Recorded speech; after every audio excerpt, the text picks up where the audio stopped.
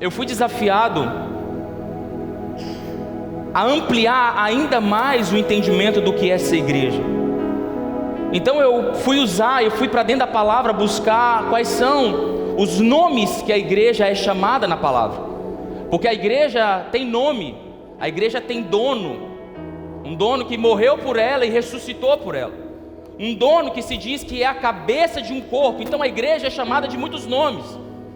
Um dos nomes da igreja é noiva, esposa de Jesus. Jesus chama a igreja dele de esposa. Também a palavra diz que a igreja é uma família, a família de Deus, a família da fé, a família dos céus. A Bíblia também chama a igreja de casa do Senhor. Talvez você possa até ficar chocado, porque a gente entende que a casa de Deus, o templo do Espírito Santo somos nós. Mas quando nós nos juntamos, nós recebemos o nome de casa de Deus, porque não é o prédio, são a nossa conexão que traz a presença de Deus para um ambiente. A igreja é chamada pela palavra de corpo de Cristo. E eu quero já te fazer um convite, porque semana que vem nós vamos falar sobre o corpo de Cristo. E eu quero muito que você esteja aqui semana que vem, porque vai ser um divisor de águas também. E eu acredito que de uma profundidade, vai ser o lugar mais fundo que nós vamos chegar na palavra, vai ser domingo que vem. Então eu quero que você já convide sua família para estar aqui, e principalmente você para estar aqui. Mas, na noite de hoje, eu não quero falar sobre o corpo, mas eu quero falar de um nome que a igreja é chamada não diretamente, mas é chamada indiretamente. Tem um nome na Bíblia, existe um nome na Bíblia que a igreja é chamada indiretamente, que é chamada o exército de Deus. A igreja não é chamada diretamente de exército de Deus, mas ela é indiretamente chamada de exército de Deus. E eu quero começar a noite de hoje te provando o que eu quero dizer. E eu queria que você abrisse a sua Bíblia no livro de Efésios, capítulo 6, no verso 11. Efésios capítulo 6, no verso 12, pode ser no 12.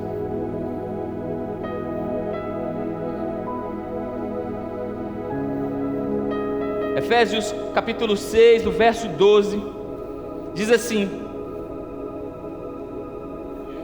pois a nossa luta não é contra pessoas, mas contra poderes e autoridades, em outras traduções, principados e potestades,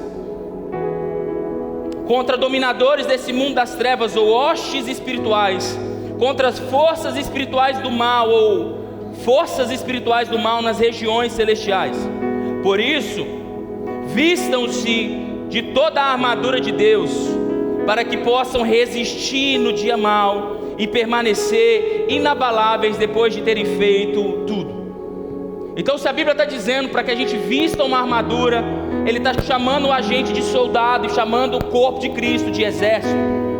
Para te dar mais suporte sobre isso, eu queria que você abrisse comigo em 2 Timóteo capítulo 2, no verso 2. Então, 2 Timóteo 2, 2.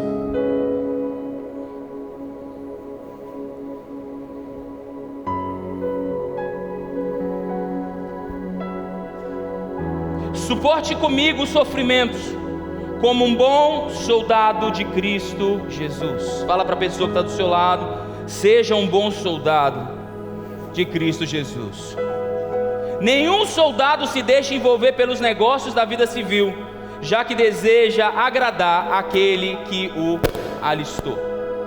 Então, para a gente começar a noite de hoje, a gente precisa entender que diretamente a igreja não é chamada de exército.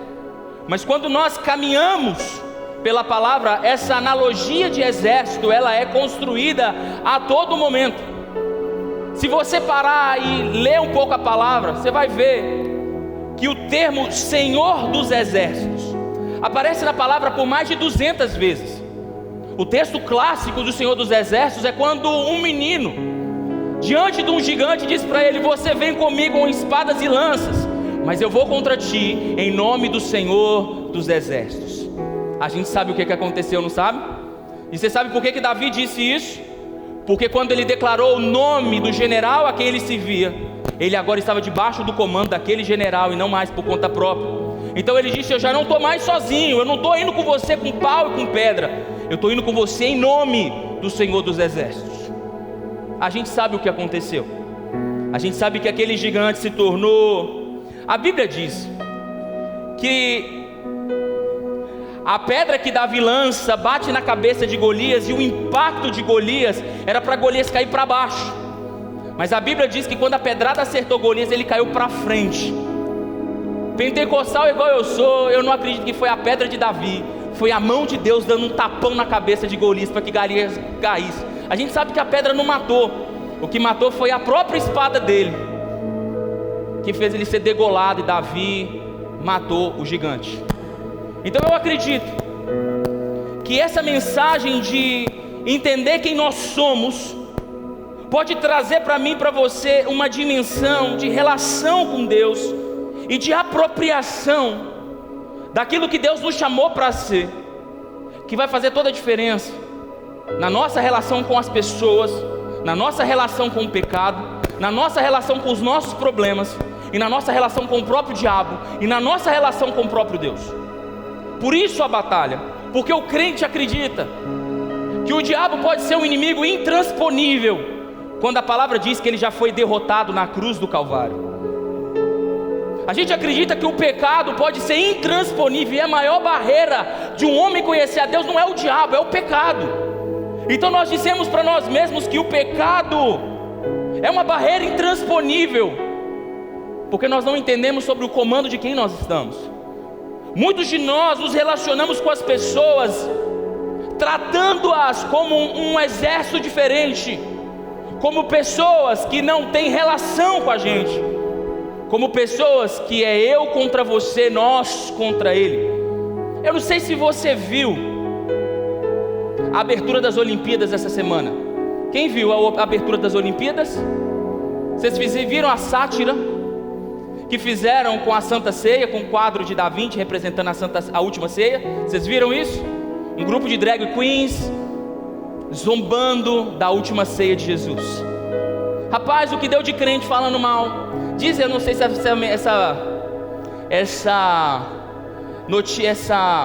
notícia que eu vou dizer é verdadeira, mas diz que essa madrugada Paris ficou no escuro, menos a igreja ficou acesa, o resto da cidade ficou escuro. Aí os crentes começaram: Jesus apagou Paris essa noite.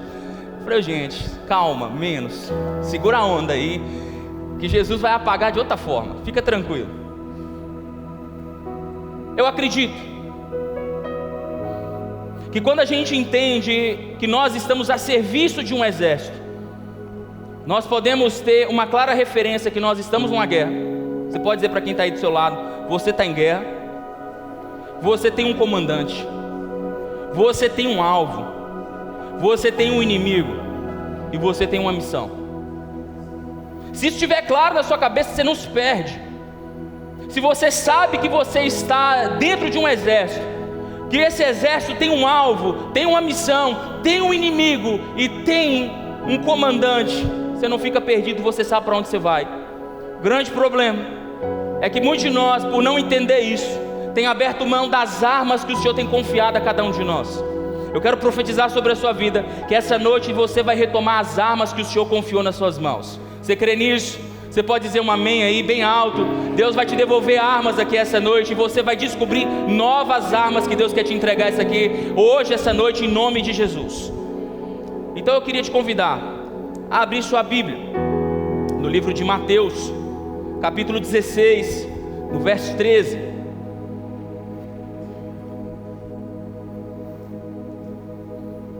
Evangelho de Mateus, capítulo 16, verso 13.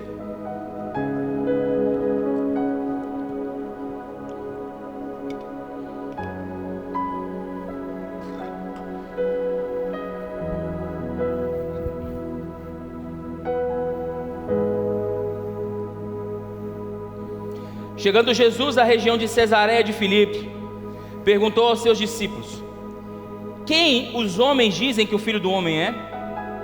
E eles responderam: alguns dizem que tu és João Batista, outros Elias, ainda outros Jeremias ou algum dos profetas. E vocês? Perguntou eles.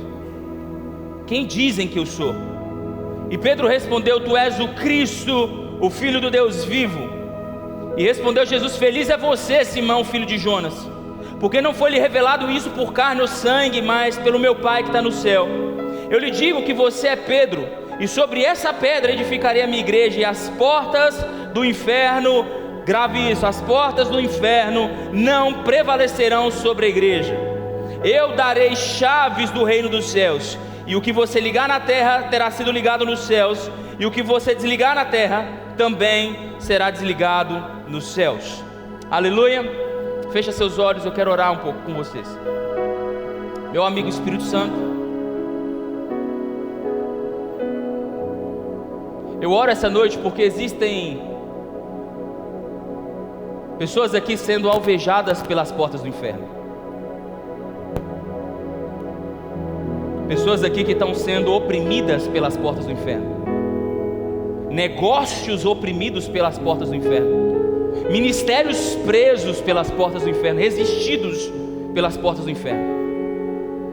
Famílias inteiras encarceradas pelas portas do inferno. E eu oro aqui essa noite, oro em nome de Jesus, para que toda cadeia seja quebrada aqui essa noite, em nome de Jesus. Que todas as cadeias que prendem as nossas vidas caiam agora, em nome de Jesus. Abre o nosso coração, Senhor. Abra o teu bom depósito e trata as nossas vidas, e nos abençoe aqui, em nome de Jesus. Aleluia.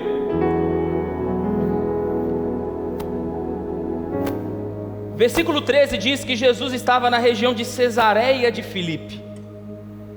Cesareia de Filipe era um local, era uma cidade, que antes de se chamar Cesareia de Filipe, chamava Pânias, ou Bânias, porque pela tradução do povo árabe, eles não usam a palavra, a letra P, então eles chamavam de Bânias. E nesse lugar, depois que o rei Herodes morre e divide o seu reino em 4, Filipe, um dos filhos de Herodes, assume a região de Cesareia, e então a cidade de Pânias é chamada de Cesareia de Filipe, porque ali era a capital do governo de Filipe, filho de Herodes. E nesse lugar existia uma região montanhosa com cavernas e grutas. Aqui no Brasil é comum ter essas cavernas com grutas. Ali para cima, ali na região da Chapada Diamantina, tem muitas serras, chapadas, que tem grutas. Existe até hotel dentro de gruta, para você ter ideia.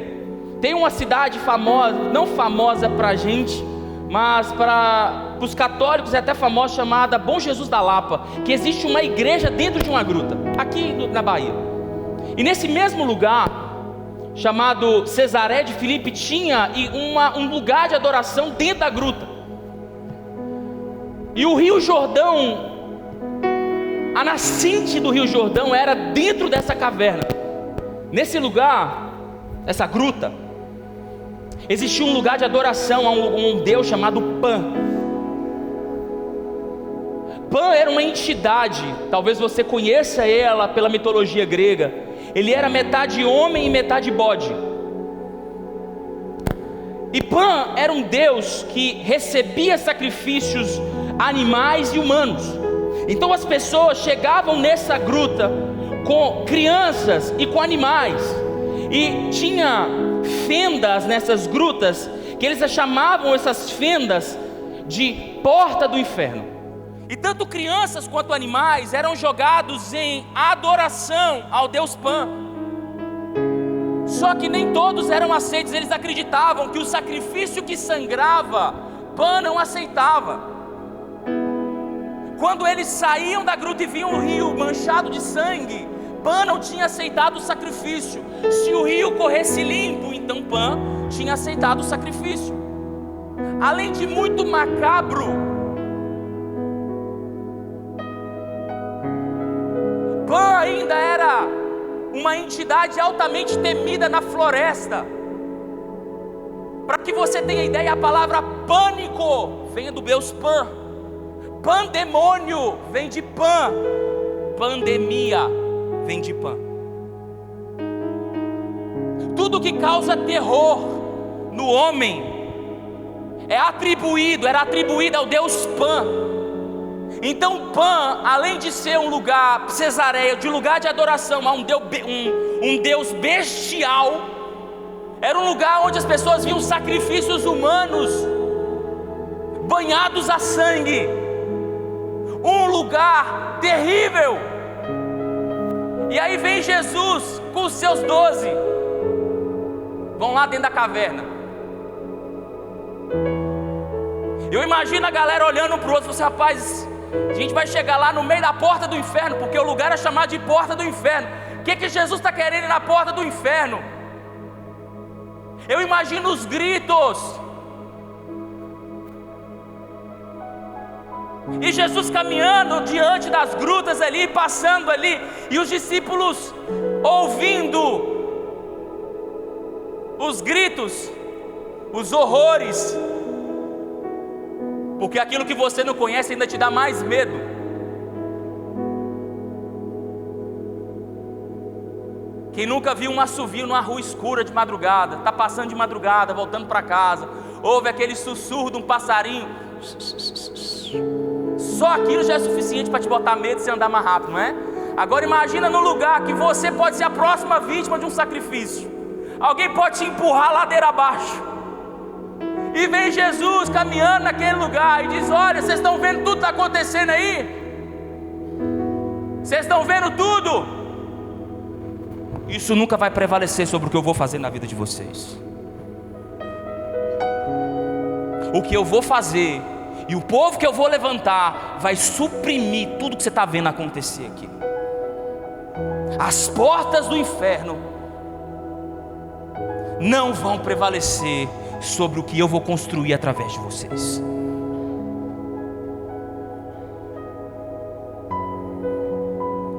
A gente acha que a igreja é um prédio, são pessoas, é culto. Não. A igreja é um exército que freia os planos e os projetos do diabo e levanta uma bandeira e traz a presença de Deus, ainda que o lugar seja desfavorável. Você pode dizer para quem está do seu lado: não importa o lugar, não importa o medo, se Jesus estiver lá, a igreja vai estar lá. Você pode dizer um amém? Você pode aplaudir o Senhor por isso? Aleluia! Nós temos notícias. Há poucos dias atrás saiu uma notícia, saiu um vídeo de uma live de uma igreja lá nos Estados Unidos. O pastor estava pregando, se levanta um homem do meio da plateia, vai diante do altar e começa a dar tiro no pastor para ele morrer. Irmão, tiro de queima-roupa, e o cara não morreu. O mais bonito não foi o cara não morreu, o mais bonito foi que a igreja foi para cima do bandido, segurou o cara, travou o cara, chamou a polícia e prendeu. A gente ouve notícias. Há poucos anos atrás houve-se uma reportagem na TV Gazeta de dois pastores, de uma turma de pastores, estavam orando no monte, lá em Belo Horizonte, no monte. Chega dois caras para assaltar todo mundo. O pastor, ao invés de entregar o celular, diz assim: olha, você precisa se converter, senão Deus vai te arrebentar. A Bíblia diz que um caiu chorando e o outro infartou e morreu ali na hora. Um se converteu e o outro morreu, mas nada foi roubado. Pastor, você está dizendo para a gente que Deus mata as pessoas? Não, nós somos um exército e existe um general sobre as nossas vidas, e nada e nem ninguém vai se perder no meio desse caminho, em nome de Jesus. Quando a gente entende isso, que nós somos um exército e que nós vamos prevalecer, e acho que é importante a gente entender isso, que o termo prevalecer, que Jesus disse: olha, as portas do inferno não prevalecerão. A palavra prevalecer aqui é uma palavra, um termo bélico, significa dominação, conquista. Ele está dizendo: eu vou dominar, eu vou me apropriar. Vai existir uma força de governo de baixo para cima que vai acabar com as portas do inferno. Quando ele disse ele vai prevalecer, não vai existir uma luta, vai existir uma força de cima para baixo que vai acabar com as portas do inferno. Ponto final. Então essa é a igreja. É sobre isso que nós estamos vivendo. É sobre essa chamada, sobre esse convite que Deus está chamando a gente como igreja para viver. Qual o problema? Porque ainda não avançamos como Ele gostaria. Pelo contrário, estamos dando passos para trás, diga-se de passagem. Porque ainda que a gente avance em números, segundo o próprio IBGE, nós estamos retroagindo a conquistas, a valores que nós tínhamos antes e não temos hoje.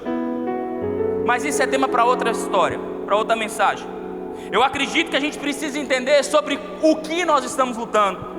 E a Bíblia diz, no livro de Efésios, que a nossa luta não é contra carne ou sangue, mas contra principados, potestades e forças do mal. Então a gente precisa entender que como igreja, a nossa luta não é contra as pessoas. Estava falando da Olimpíada aqui, quantas pessoas foram julgadas, aquelas pessoas que estavam ali sendo julgadas pela igreja, tacando pedra nas pessoas.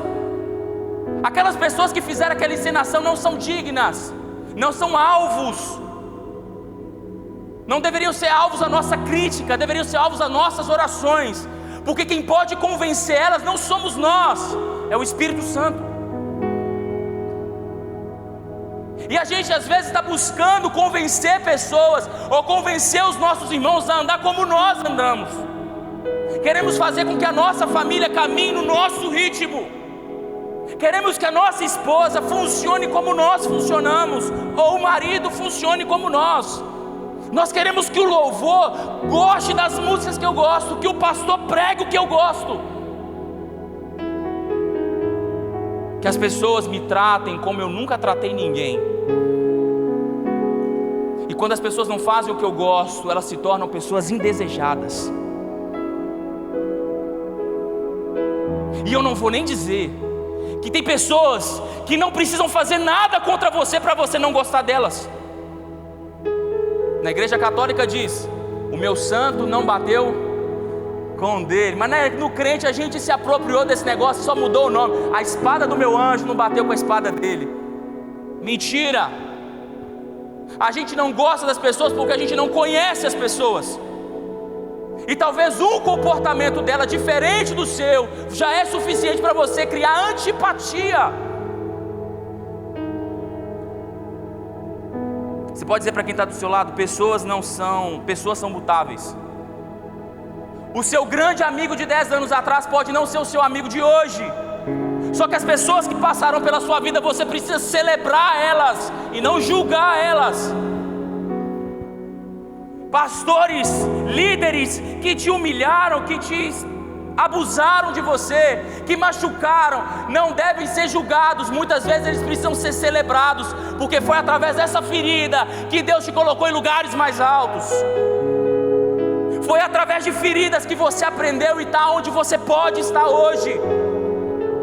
Se às vezes as pessoas não estão agindo como você, não é pela sua correção que elas vão mudar, mas talvez pela sua intercessão, porque a sua luta não é contra ela, mas o que está por detrás dela. Tem alguém que você ama que faz coisas que você não gosta? Levanta a mão para mim. E quantas vezes você orou para resistir o inimigo que se levanta através da vida daquela pessoa e transformar a vida dela? Quantas vezes você orou por isso? Eu me lembro de criança, está aqui minha irmã. Naquela época a gente era tudo pentecostal, e meu pai não era convertido ainda. Minha mãe se converteu, as crianças logo foram por ciclo de oração. A gente orava, irmão. A gente orava. Irmão, a gente orava. Minha mãe tinha uma vassoura de fogo, irmão. Eu brinco, mas é verdade. Que a gente começava a orar lá dentro de casa. Senhor, passa a vassoura de fogo, vai limpando, vai limpando. E quando chegava na porta de casa, ela abriu a porta de casa e dizia: agora vocês vão sair tudo em nome de Jesus. Irmão, a gente ficava entrincheirado do lado dela assim, ó. E começava a arrepio do mais novo até o mais velho. A gente sentia os arrepios passando na gente assim. E minha mãe ungiu o travesseiro do meu pai e dizia: eu quero profetizar e declarar contra todos os inimigos que se levantam para resistir à vida dele, que esse homem vai se converter. Adivinha o que aconteceu? Qual foi a última vez que nós como exércitos nos levantamos? Quer saber de mais uma? A gente era criança. Agora que existe carro de 7 lugares, né? Coisa linda, carro de 7 lugares. Profetiza na vida do seu irmão: você vai ter um carro de 7 lugares, irmão. Em nome de Jesus. Não precisa ter 4 meninos, não. Mas carro de 7 lugares é a melhor coisa do mundo, irmão. Pensa só, um carro de 7 lugares. Para começar, custa mais de 100 mil. Então, maravilhoso, não é verdade? Naquela época, não existia carro de 7 lugares. Meu pai tinha que comprar uma Kombi.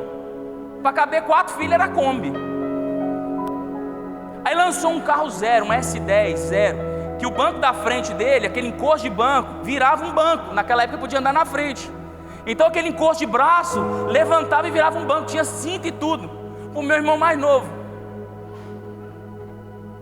Só que tinha um pequeno detalhe nessa história. O carro era lindo, servia pra gente, mas a gente só faltava um negócio para comprar o carro: dinheiro. Sabe o que meu pai fez depois de convertido? Juntou os 4 filhos sábado à tarde. Pegou nós 4. Meu pai tinha uma F1000 cabinada. Vocês não sabem nem o que é isso. F1000 cabinada é aquela F1000 antiga, de cabine simples. Manda para a fábrica, manda ampliar ela para caber os 4. O carro era tão grande que a gente era 4. Dormia 2 viajando, 2 no banco do passageiro e 2, botava um colchão entre os bancos da frente e de trás. Botava um colchão ali, dormia 2 embaixo e 2 em cima para viajar. Meu pai junta os 4 filhos, a mulher, vai lá na concessionária sábado à tarde, tudo fechado. Ele falou: olha, meus filhos, o pai quer comprar esse carro aqui, a gente não tem dinheiro não, mas eu trouxe vocês aqui para a gente orar. E Deus vai abrir as portas para a gente comprar esse carro. Ô irmão, 4 meninos, de mão levantada, dizendo: Senhor, dá o carro para o pai, Jesus. Verdade? Adivinha o que aconteceu? O que aconteceu? Menos de 6 meses meu pai tinha comprado o carro. A gente precisa aprender a orar não pelas circunstâncias, mas por aquilo que está por detrás da circunstância. Porque é o que está de trás resistindo, que está impedindo de você viver o que você precisa viver. E talvez você está reclamando que a sua mulher não economiza, que o seu marido compra joguinho no telefone, que o seu menino come demais. Só que você precisa entender que a sua luta não é contra aquilo que você está vendo, mas contra aquilo que você não está vendo, que está travando a sua vida de virar. A palavra diz: principados é um lugar onde existe um governo de um território. Ou seja, existem lugares que são governados pelo diabo. Existem lugares que o governo é de Deus.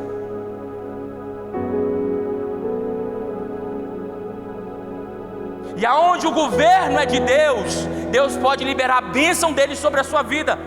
Mas não pede para Deus para te dar algo aonde o governo daquele lugar é do diabo. Vê se alguma coisa acontece. Por isso que Deus não habita em lugares, e nem o diabo habita em lugares, mas existem territórios que são consagrados, e que é o nosso papel como exército de Deus, resgatar esses lugares.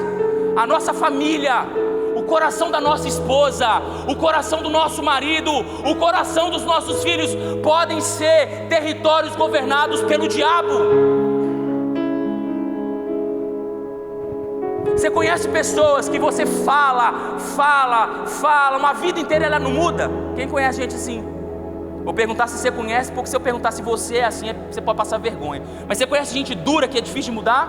Levanta a mão para mim. Você já experimentou orar por aquilo que está de trás dessa pessoa? Falou: Senhor, eu quero entrar no mundo espiritual, e eu quero ir lá na vida do fulano, na vida do Bijou. Eu quero orar, Senhor, por todas as cadeias que estão prendendo a vida desse menino. Eu quero declarar sobre a vida dele que esse menino vai viver uma virada na vida dele. Vai recebendo aí. Deus vai fazer milagres sobre a vida dele, sobre a casa dele, a filha dele. Jesus vai ser uma profetisa do Senhor. Eu quero declarar a libertação sobre a casa dele, sobre a saúde da filha dele, sobre a saúde da esposa. Eu quero declarar isso. Ele nem está sabendo o que está acontecendo, Mas existe um povo se levantando em prol da vida dele. Sabe o que acontece? A Bíblia diz no livro de Atos que enquanto Pedro estava preso, um povo estava orando. Sabe o que aconteceu com as cadeias que prendiam? Caíram.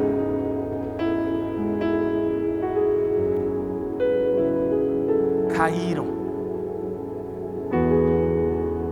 Porque enquanto a gente estiver aprendendo a julgar pessoas, enquanto a gente estiver aprendendo a julgar comportamentos, a gente se esquece em julgar o capeta que está segurando a vida dos nossos irmãos. E como igreja, aonde 2 ou 3 estiverem reunidos no nome dele, ali ele vai estar. E se ele está naquele lugar, como exército, a Bíblia diz: eu vou te entregar uma chave, e o que você concordar na terra será concordado no céu. Imagina que poder é esse. Imagina que poder é esse, de você dizer: quando eu estiver junto com meu irmão, a gente estiver orando por uma causa, aquilo que a gente concordar, e dizer: Senhor, cobre a vida da saúde da Oriana. O que nós concordarmos aqui em oração, Deus vai dizer amém, que se cumpra sobre a vida dela. Que poder é esse? E a gente está achando que igreja bonita é uma igreja cheia. Ô irmão, presta atenção, que a sua família é uma igreja, que a sua casa é uma igreja, que o seu emprego pode ser a sua igreja, que a sua empresa pode ser uma igreja, que você e sua esposa já são uma igreja.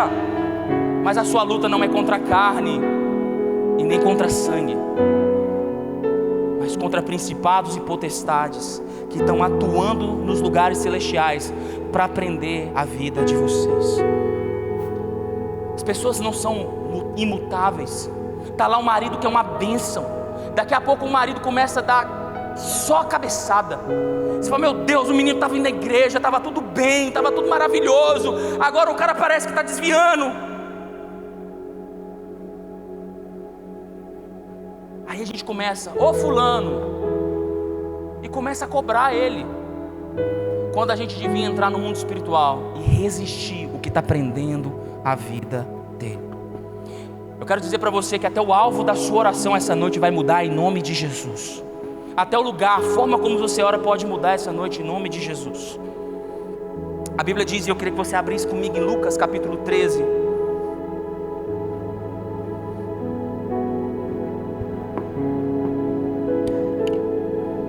Versículo 10.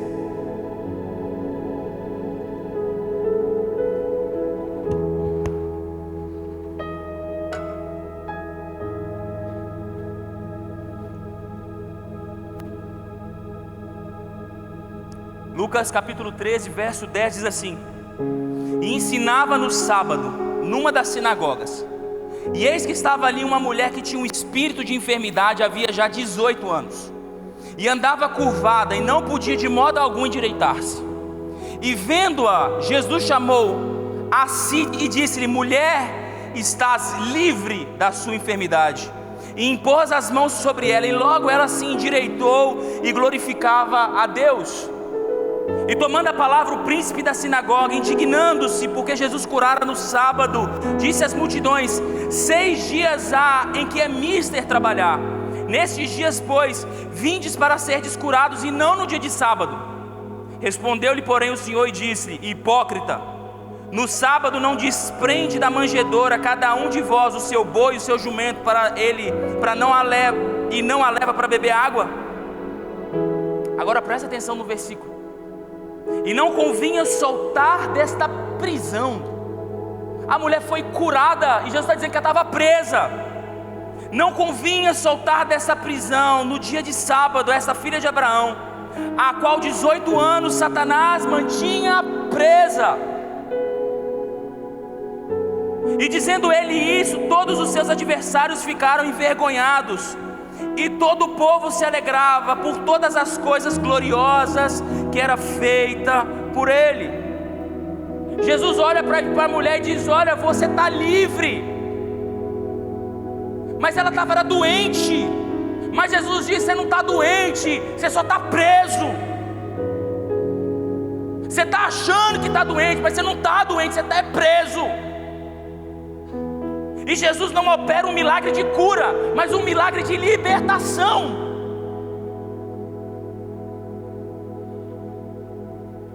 pessoas que estão presas no seu espírito, que denuncia na alma e no corpo. Talvez você não entenda o que eu estou te dizendo, mas você pode sentir isso, que pessoas que estão doentes fisicamente, não há razão natural para estar doente, mas estão doentes porque estão presas. E Jesus disse: eu vim para libertar você do seu cativeiro. 18 anos, uma vida, 18 anos é uma vida. E Jesus disse: olha, eu vou libertar essa mulher hoje, porque ela está presa. O que é capaz de prender a vida de alguém, eu vou te dizer, sentimentos prendem a vida de alguém. Sentimento de fracasso pode prender a vida de alguém. Sentimentos de culpa podem prender a vida de alguém. Pecados não confessados prendem a vida de pessoas. Sentimento de rejeição prende vida de pessoas. Está aqui comigo?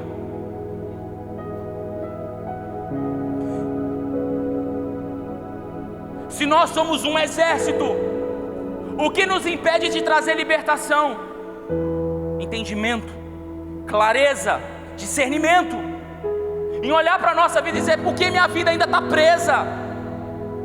Talvez a tua vida financeira está presa por um sentimento de incapacidade que foi gerado na tua infância. Você está aqui semeando e parece que nada acontece. Não é porque você não está ofertando, é porque existe uma cadeia que está te prendendo. Talvez o casamento não deslancha, teu marido não deslancha, porque existem palavras que foram liberadas sobre a vida dele. Talvez a tua esposa não deslancha, talvez teu filho não deslancha, porque existem sentimentos que prendem a vida dele, palavras que aprisionam a alma dele. Talvez você está doente fisicamente, tomando remédio hoje.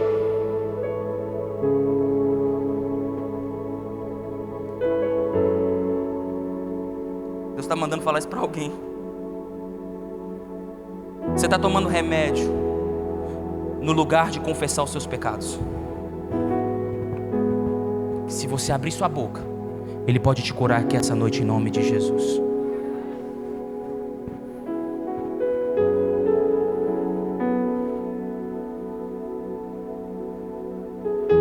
Só um exército que entende o que é estar preso tem a motivação de libertar pessoas. Um lugar onde a gente só se reúne. Se a pessoa não veio, semana que vem a gente se reúne de novo e está tudo bem.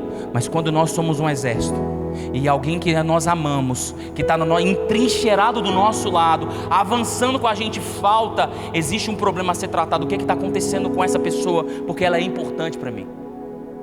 Não é sobre reuniões, é sobre estar do lado, levantando um exército para avançar diante de Deus. Está entendendo agora? Se a gente não abraçar essa verdade, se a gente não entender com clareza o que é ser igreja, porque a gente passa uma vida inteira se reunindo, sentado, tem gente que senta no mesmo banco, irmão, na mesma cadeira toda semana. Você já reparou que você normalmente senta na mesma cadeira, ou pelo menos nos mesmos lugares, nos mesmos blocos de cadeira?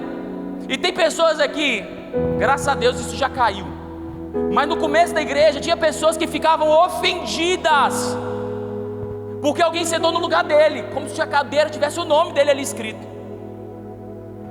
A gente senta até no mesmo lugar, e a gente está acostumado a viver de reunião em reunião, quando a gente precisa entender que isso daqui não é sobre isso, é sobre as hostes espirituais da maldade sendo vencidas, enquanto você está aprendendo e ouvindo direção espiritual para a sua vida. É entender que enquanto você está ouvindo, está se enchendo de fé, coisas estão acontecendo na sua casa agora, para quando você chegar lá, a sua casa está sendo mudada pelo poder do nome de Jesus. Não é sobre lugares, não é sobre reuniões, é sobre ser um exército. é sobre servir o Senhor dos exércitos, porque toda a terra está cheia da sua glória. 2 Coríntios, vocês me dão mais 15 minutos? O tempo já esgotou, vocês me dão mais 15? 2 Coríntios capítulo 10, versículo 3.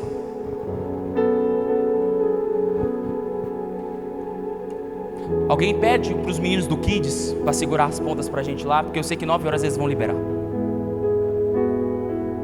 Se não puder, Patrick, se não puder, não tem problema, traz as crianças e dá aos pais. 2 Coríntios capítulo 10, verso 3, diz assim: pois embora vivamos como homens, não lutamos segundo os padrões humanos. As armas com as quais lutamos não são humanas, pelo contrário, são poderosas em Deus para destruir fortalezas. Destruímos argumentos e toda pretensão que se levanta contra o conhecimento de Deus, e levamos cativo todo pensamento para torná-lo obediente a Cristo. Mais uma vez, a igreja Jesus fazendo alusão a um exército. A nossa luta e as nossas armas não são carnais, mas são poderosas em Deus para destruir fortalezas.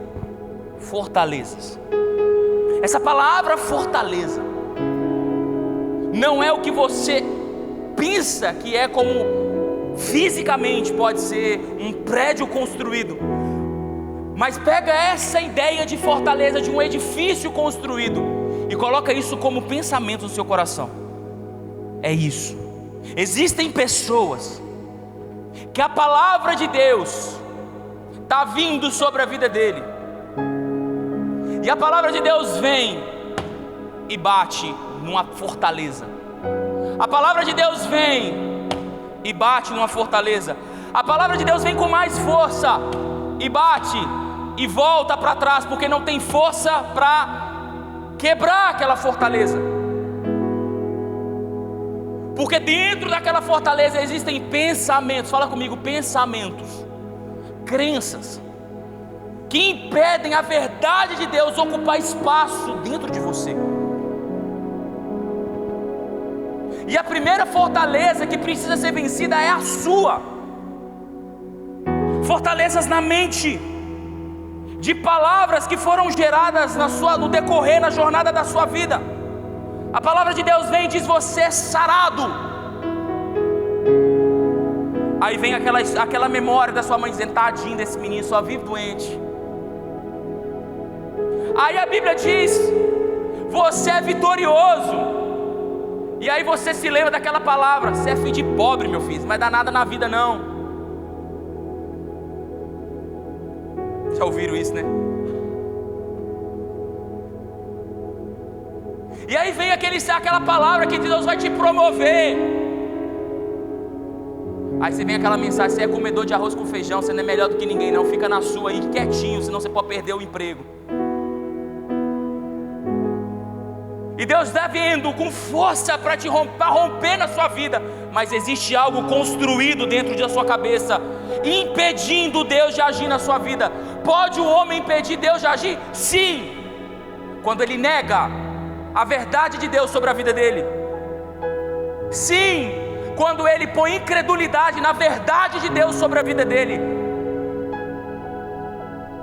Fortalezas que a Bíblia diz em Romanos: renovai a vossa mente, porque uma mente renovada pode conhecer a boa, agradável e perfeita vontade de Deus. Uma mente que não foi transformada. E eu vou te dizer como que a gente transforma a mente aqui essa noite. Deus não vai dar um reset na sua cabeça. Deus não vai apagar sua memória. Não vai fazer um backstop, vai dizer: chega, apaga tudo e eu vou colocar coisas novas. Não.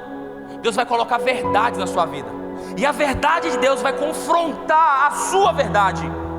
Deus vai dizer: eu vou mudar a sua história. E você vai olhar para a sua história e vai dizer: é impossível, mas eu prefiro acreditar no que Deus está dizendo do que eu acredito. Então eu me apego ao que o Deus diz. E você vai lutar com aquilo, porque a palavra vai dizer que existem inimigos dentro de você tentando resistir você, tentando resistir à palavra.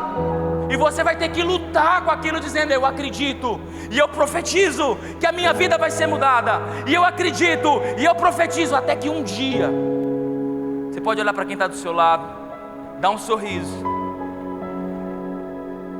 diga para ele: um dia. Diga para quem está do outro lado: um dia aquilo se torna verdade, e a sua vida vai ser mudada em nome de Jesus. Você pode dizer amém, você pode aplaudir o Senhor.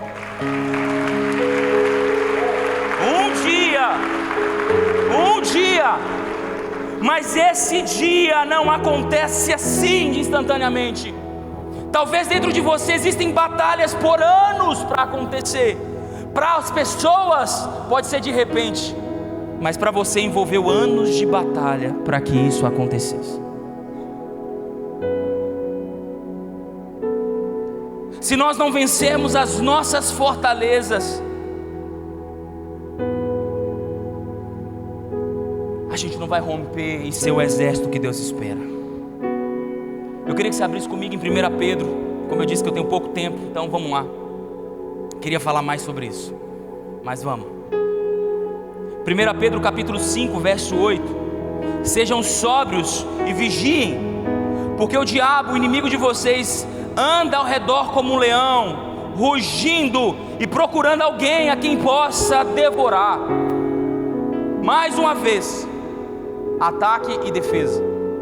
2 Coríntios 11, verso 14 diz: isso não é se admirar, pois o próprio Satanás se disfarça de anjo de luz. O próprio capeta se veste de anjo de luz para enganar as pessoas. Por isso que o exército da igreja, o exército de Deus, precisa entender que a vigilância também é uma arma de ataque. Que quando nós nos distraímos, nós perdemos as guerras que nós estamos enfrentando. Que a distração, conceito, teoria de Balaão, o conceito da distração destrói o inimigo de dentro para fora. Quer destruir alguém, distraia ele. Quer destruir alguém mais forte do que você, distraia seu inimigo. Porque é isso que o diabo faz. Sabe como? Tentação, mentiras, contendas e desânimo no meio do povo de Deus. Vamos de novo? Fala comigo: tentação, mentiras, contendas, desânimo. Vigiem. Para o diabo não estar distraindo você com as coisas do mundo e roubando o seu propósito de romper nos lugares que Deus te estabeleceu. Vigiem para que o diabo não roube de vocês, porque o diabo não pode roubar a tua promessa, mas te distrai, tira a sua força, para que você não alcance os lugares que Deus sonhou para você. Quer destruir alguém de dentro para fora? Distraia a pessoa, porque é isso que o diabo está fazendo.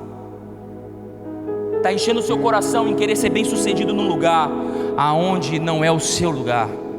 Querer mostrar para as pessoas que você é o bambambam, que tem dinheiro, que é o mais inteligente, quando a Bíblia diz que os tesouros que nós juntamos aqui, a prata, o ouro, tudo que nós juntamos aqui vai perecer e a traça vai comer. Ele diz: os lugares que a gente deve investir a nossa vida são nos lugares eternos, aonde o inimigo não pode tocar, aonde a traça não pode corroer. É no reino dos céus que nós devemos juntar as nossas riquezas.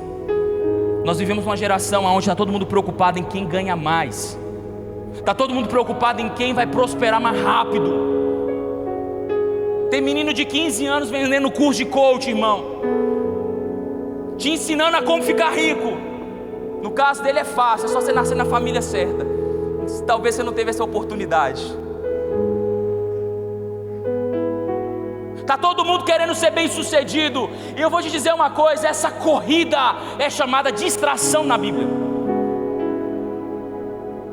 Porque a tua prosperidade não é construída enquanto você corre atrás, mas a prosperidade é construída nos lugares que você se estabelece e vive o propósito de Deus. A Bíblia diz que as bênçãos correm e te alcança.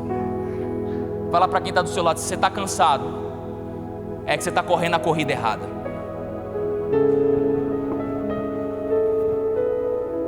Fala para ele: vigia, varão.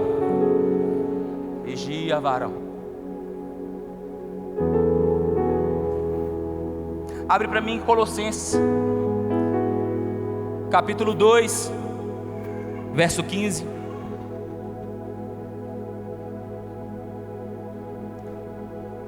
Colossenses capítulo 2, verso 15. E tendo despojado poderes e as autoridades,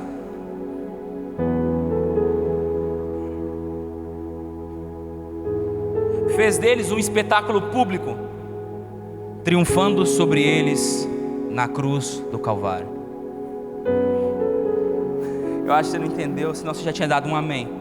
E tendo despojado, tendo tirado os poderes e as autoridades, levou eles a um lugar e fez deles escárnio público, porque Jesus triunfou sobre todos os principados e potestades na cruz do Calvário, porque ali ele venceu todos os inimigos que se levantam contra mim e contra você.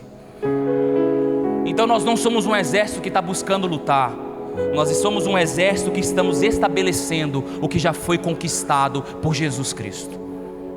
Nós não estamos tentando conquistar nada, já foi conquistado. O que nós estamos fazendo é declarando a verdade da cruz sobre os cenários que nós estamos enfrentando. A verdade é que eu não preciso lutar contra o diabo, eu preciso colocar uma carta diante dele: olha, a cruz foi pago, está pago, devolve o que é meu, porque Jesus pagou o preço para que a vida da minha família estivesse na presença dele. Que a vida do meu marido foi comprada, então você não tem direito, devolve o que é de Jesus agora. Você não se move para conquistar, você se move para estabelecer o que Deus já conquistou por você.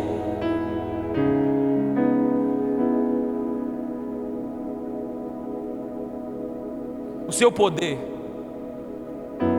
o meu poder em Deus, não está em buscar quem é mais forte, mas aquele que consegue enxergar a carta de remissão mais rápido. O que Jesus disse sobre a sua situação, a carta da cruz, o documento, o que o documento diz? O documento diz que a minha família é de Jesus, porque Ele não comprou a minha família com prata ou com ouro, mas com o precioso sangue do Cordeiro. Então a minha família, Satanás, a carta está aqui. A minha família, os meus negócios foram comprados pelo sangue de Jesus. Então devolve o que é meu em nome de Jesus, senão nós vamos partir para cima de você e nós vamos acabar com a sua festa. Então devolve logo, antes que você seja penalizado, porque se precisar eu chamo Jesus aqui agora e Ele resolve seu problema.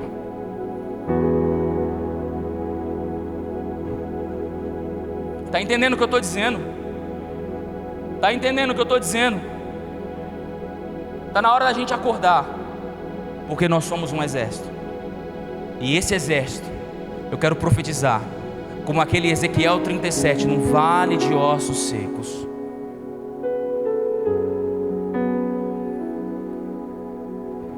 Estão preparados? Pode ficar de pé.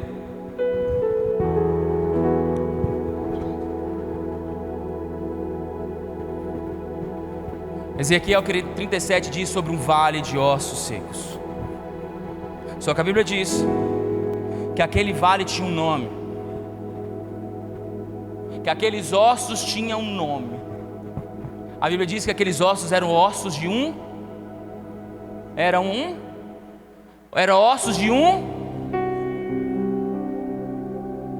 E Deus mandou o profeta profetizar: vento dos quatro cantos, soprem sobre o vale. E a Bíblia diz que nervos